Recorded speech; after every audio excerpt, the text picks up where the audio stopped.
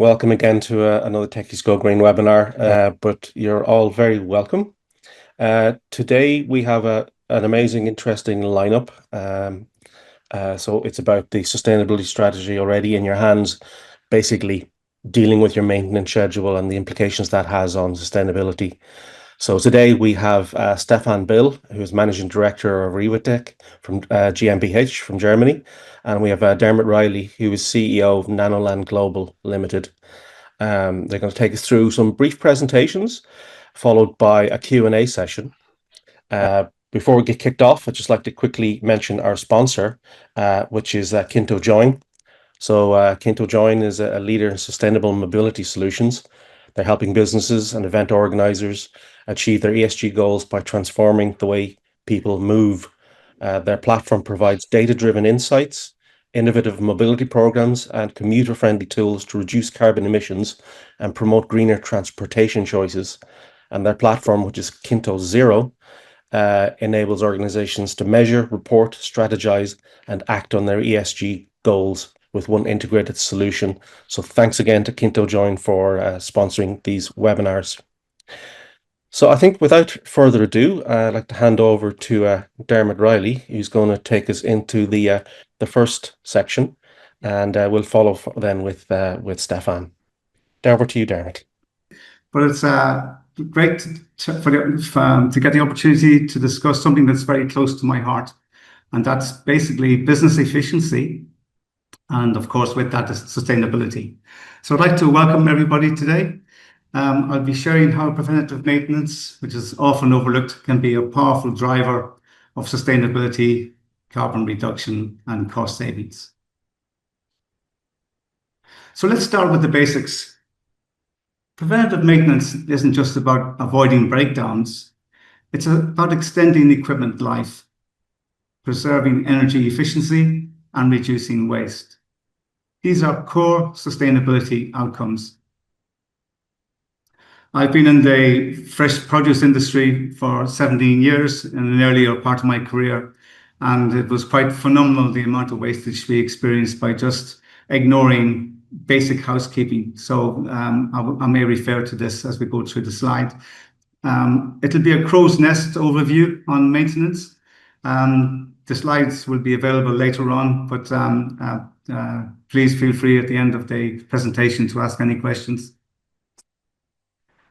So every time we replace equipment, we inherit its embodied carbon. The emissions from raw materials, manufacturing, storage, and transport. Maintenance delays that replacement, cutting hidden emissions. So this slide here, it gives you the full picture. From extraction to disposal, every new product carries a carbon cost. Maintenance helps us avoid this cycle by keeping existing assets running longer.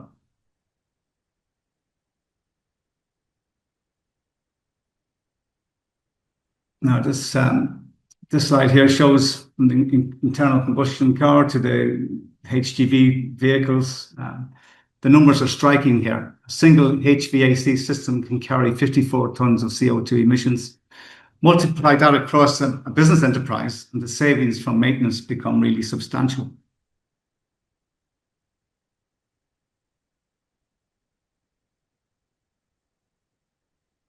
Preventative maintenance isn't just about longevity, it's about performance. Efficiency systems use less energy, emit less carbon, and save money. In addition to that, they can actually improve the quality of life for people working in and around factories, for example.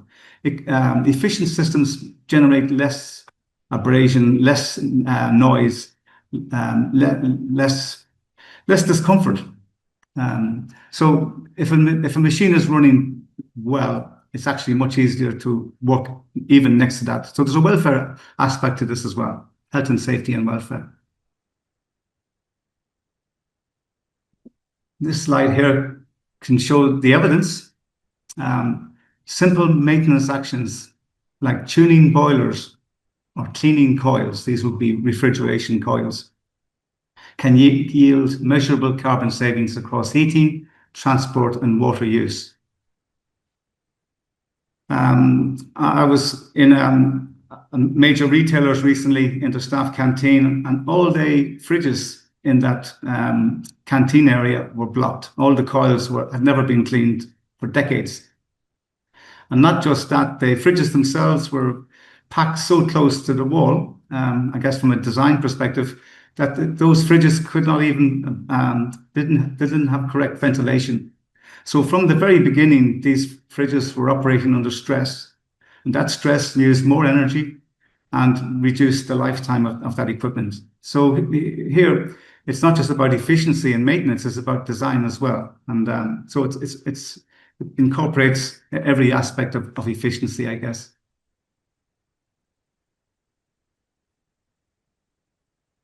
So this really is a mindset shift. Sustainability isn't a separate initiative. It's embedded in your maintenance schedule, or it should be. You already have the tools to make a difference in your organization.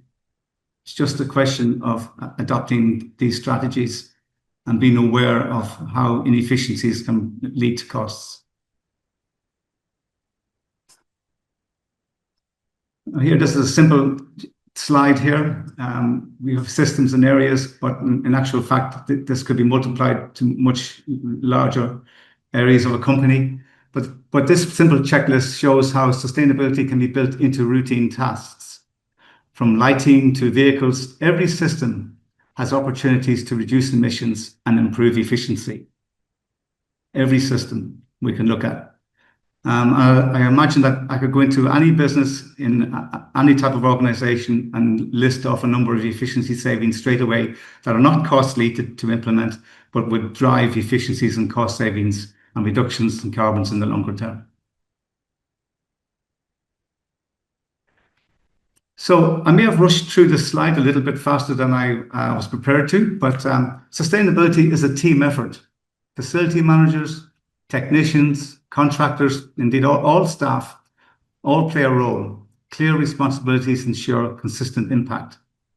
So I guess even if you're not working in a large organization, just by having systems, if you're running a school or whatever, by switching off the lights at the weekends and so on, simple systems can drive savings. But when I was young, we used to have SOS on every light switch in a building, switch off, save. And that seems to have gone out of fashion. But again, the rise of instrumentation and nano instrumentation, radio frequency identification, all these sensors that are coming into play now, and intelligent building management, this makes maintenance much more easier as well. So when we use these automated systems to address maintenance issues, this can really drive savings.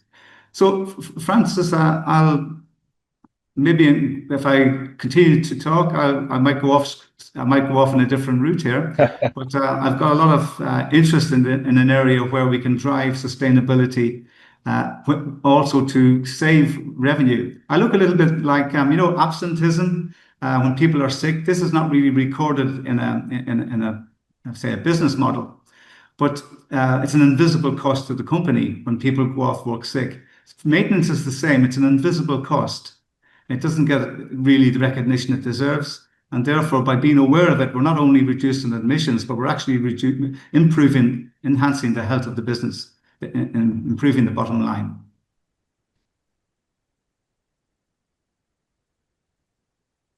So, Francis, would you care to to join in there? I think I've reached the end of my slides. And Stefan, if you'd like to share your slide. Stefan. Perfect. Okay.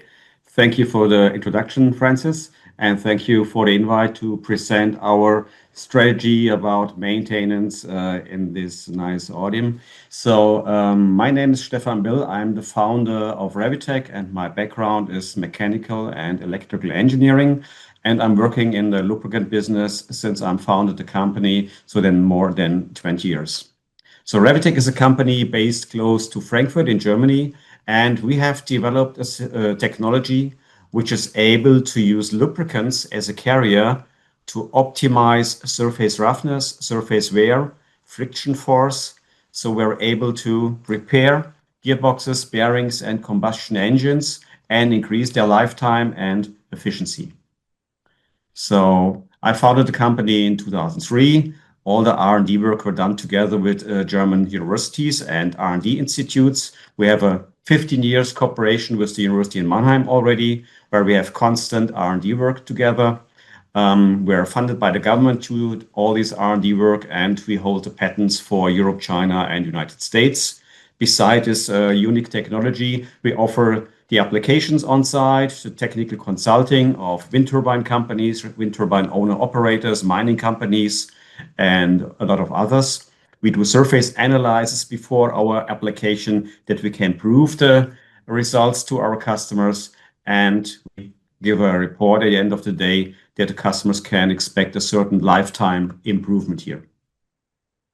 So here we see the different application areas we are working on with our team here in Germany. We have nearly in all parts of the world distributors and agents who support our business. So we are in South America in the mines. We are in the industry for steel, cement, oil and gas, and railway applications. We are in the automotive business where we supply the technology to private customers. We are the market leader in Japan, mainly racing applications. Then we are in the shipping business to optimize the lifetime of the big, huge engines here. But the main focus is the wind turbines on and offshore to optimize their lifetime, because lifetime in wind turbine gearbox and bearings is very limited and replacement costs are extremely high. A few words about the technology. What is the product itself and how we would apply it? So here we see the working principle on a metal surface which have friction. So these relative movements that we use for transporting our coating particles, which are silicon-based via the oil or via the grease, with a very, very low dosage of 0.2% of the oil amount. And due to this friction energy, there takes place a physical chemical reaction, and we bond with the metal surface. We are able to smoothen the surface and even able to repair surface damages up to 30-40 micron. The product is compatible to all kinds of lubricants, and it can be used in greases, in gear oils, and in engine oils. And after such an application, we do the surface roughness analysis, and we always see a reduction in surface roughness by 20 up to 50%. So our 99% work is in the aftermarket, where we do the maintenance and service for existing equipment. But even better would be to use it in the beginning to protect all metal surfaces against wear and tear in the early beginning.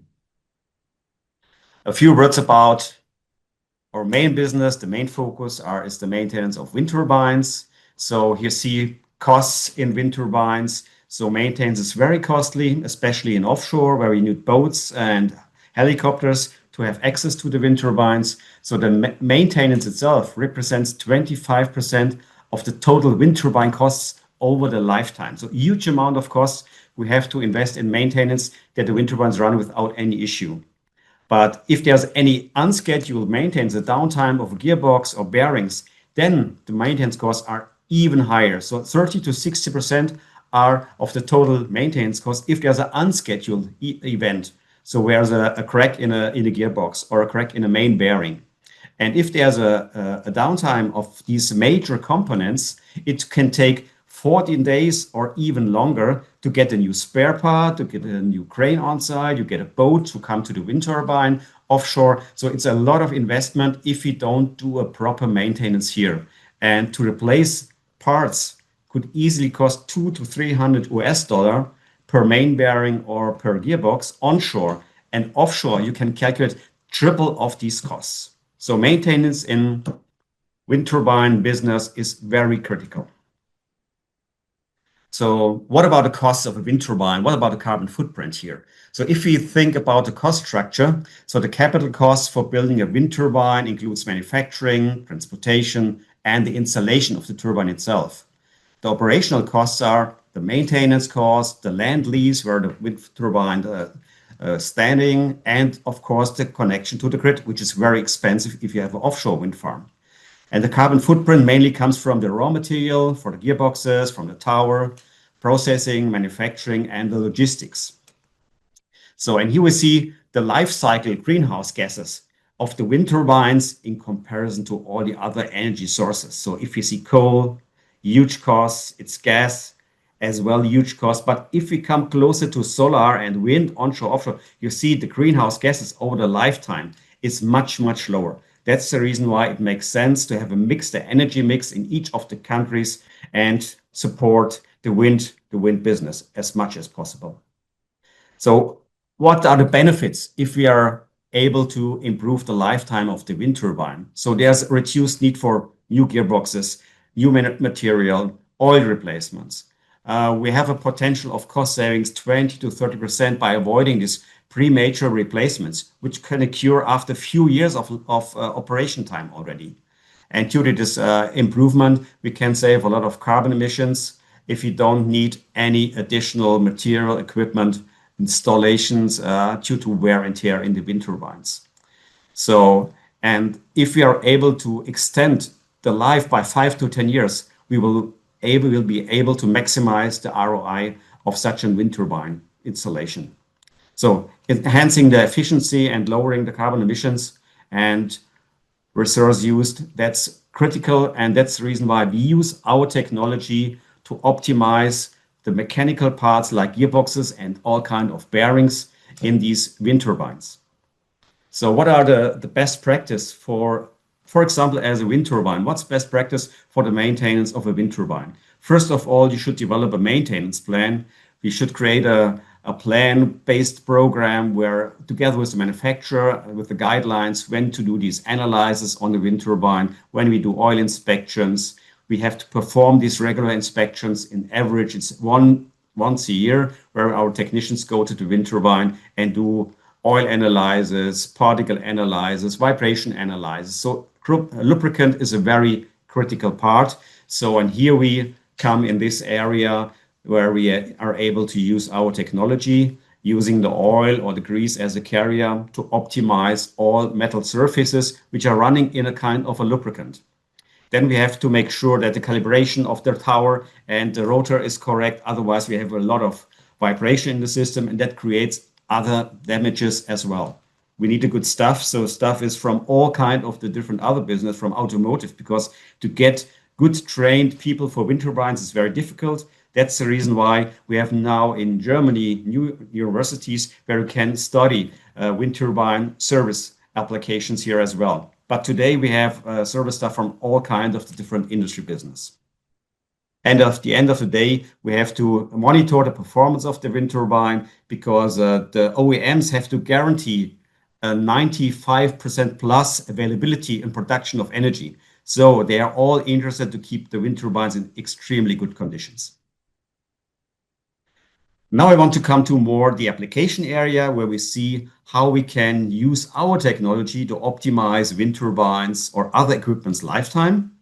So here we see, for example, a gear surface before such a Rewitec treatment. In this case, it's a Bosch gearbox for a 1.5 megawatt turbine, which contains about 400 liters of oil. And we use this oil as a carrier for our coating particles, which are diluted in a oil, in a slurry. So we have 1 liter pre-treated for 100 liter of gear oil. And then we do a surface analysis before this treatment. And 4 weeks later, we see already a roughness improvement, a repair effect of the product. And after 2 years of operation, we did another treatment and we see how we are able to optimize the metal surfaces, make them nearly like new. And that could lead to a longer lifetime of 20 to 30% of the original lifetime. Or if there's an issue in the first 5 years already, we can at least double the lifetime of these kind of gearboxes. Here we have another gearbox, a 2 megawatt gearbox in China, where we see the corrosion, the so-called micro pitting scratches before and half a year after such a treatment. And you have a visible idea what we are able to do here to smoothen and repair such premature damages. So we have a color which is marking the gear tooth that we find the same area again before and after such a treatment for the gear oil. So we are not only in the wind turbine business, I mentioned we are in the mining business as well. And here's more about beside lifetime. The goal is here to increase efficiency of combustion engines and as well try to postpone oil replacements. Because if you have to add a new oil, you have downtime, you have to spoil the oil, and that is the critical part here. And here we tested an older Caterpillar engine in Chile from a mining application. And depending on the load to this engine, we are able to reduce the fuel consumption by up to 9%. Another nice application here is these huge trucks in the mines in Chile, where I'll be next week. And they did regular analysis with their team in the mines if we are in which condition is the oil, what is about the fuel consumption, what about the efficiency. And they do continuously the analysis. And these mines we are supplying since years, they postpone their oil service from 250 hours now to 500 and sometimes to 750 hours. So less downtime, the products are paid off in only postponing one oil service here. And additional effect, they saved fuel and a lot of fuel. You see what's the normal fuel consumption is here, 2.1 million gallons of fuel in this mine. Another nice application we see in the marine engines. So we apply products to the ship generators or the main engines as well. Here we did a 2 years test with a bigger owner operator of ships, and they analyzed the fuel consumption in comparison to the produced energy. And after 2 years testing, they found out that we are able to reduce the fuel consumption by about 3.8%, which will be a lot of fuel savings for marine business in general. Here we come to the small applications, or yes, I think bread and butter business in Japan, where we tested in an official test house in Germany who produced these test benches in very new cars. It's a Skoda Octavia and Audi A3. And you see in a newer car, we have a fuel consumption reduction from 0.67% up to 1% in new cars. In older cars, we estimate a reduction in average by 3%. And what is the impact in CO2 reduction? I have a calculation for you later on. So now we come to the life extension calculation and carbon emission savings area. So here we see what we are able to do in the bigger applications like huge main bearings in wind turbines. We have done this study together with Sentient Science, it's a US-based company who do digital clone modeling, how we can improve lifetime. And here we see a probability, a viable analysis of failures in main bearings of this type here. And if you see this black curve, the black dots are always failures of this bearing. And they did a calculation. If we would apply a product which is able to smoothen the surface, which is able to reduce the friction, what does it mean for a longer lifetime? And they calculated if you would apply such a repair product like Rewitec after 5 years of operation in the lubricant gear system or in the bearing system, we can create out of it another 12 years additional lifetime. If we would apply it on a later stage, after 10 years of operation, where we have slightly bigger wear already, we can get out of it at least another 5 years additional lifetime. So the earlier we apply a product or we do a maintenance to optimize the condition of bearings and gears, the longer the lifetime effect at the end of the day. Here's a very nice calculation you see done by Schaeffler, the bearing manufacturer.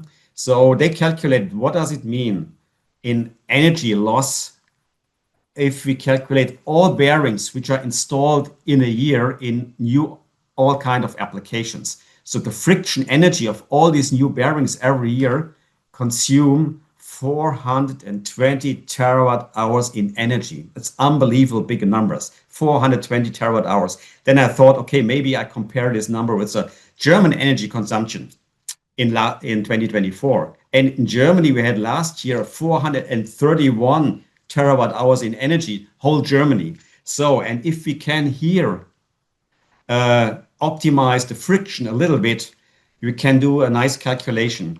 So if I do the numbers in CO2, I use the German energy mix. The it comes from coal, from wind turbines, solar, and from gas. So then the emissions would be 152 million tons of emissions every year to new installed bearings. And if we are able to increase efficiency only by 3% with our technology, we could save 4.5 million tons every year in CO2. So a huge impact if we would apply it in a country or globally. Another nice calculation I have done about the possible CO2 reduction in the automotive sector. Here we used automotive means cars, trucks, buses, motorbikes as well. So we calculated numbers are available in Germany and worldwide. I got these numbers from the study in the internet of the cars and traffic globally here. And then we used 80% of these numbers should be older than 3 years. So we would apply, in principle, our technology in these older cars. And if we only calculate a 3% improvement of fuel efficiency, we have proven even more. But if you use only 3%, you see what's the outcome is here. So if you would use it and calculate in Germany, where we have an average mileage, inclusive buses and trucks, of 26,000 kilometers, if you only save 0.4% of fuel, it would mean 21 million tons of saved CO2.